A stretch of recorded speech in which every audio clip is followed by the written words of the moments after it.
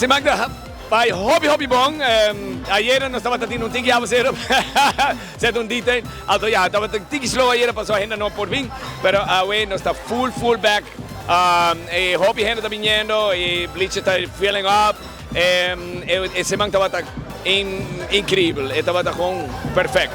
Boa pergunta, nós estamos em 42 nacionalidades jogando na beach tennis event, gente de Brasil, Venezuela, mas também Japão, Austrália, Canadá, tem aqui um grupo hobby grande mesmo, Puerto Rico.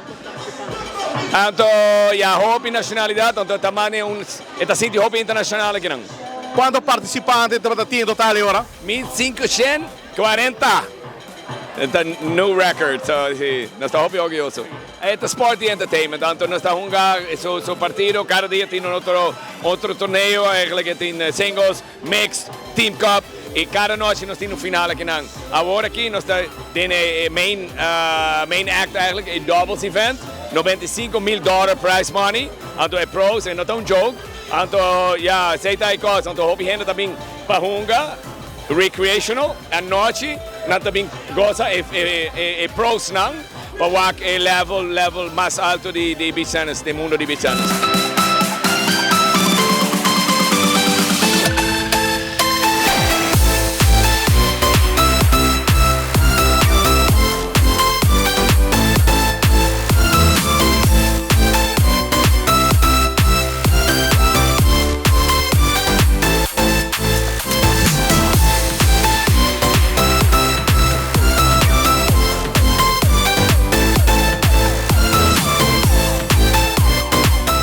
Já domingo está the big final day. That's o melhor dia de full semana e nós temos finals lang. 5 horas nós está começando com women's finals, 8 horas nós temos men's final aqui na center court. Nós temos DJ, enter dia, nós temos activations, riba center court, nós temos giveaways.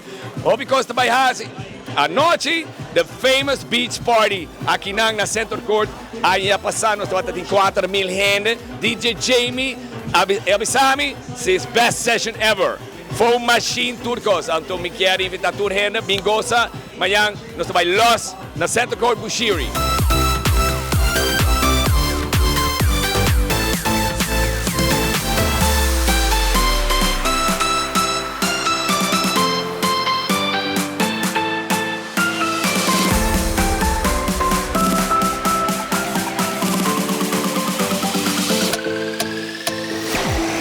Diaz is there. She's going back cross angle, back to Gaspari. Look at this on the back end. We're still playing the point here, folks. And Nini takes it down.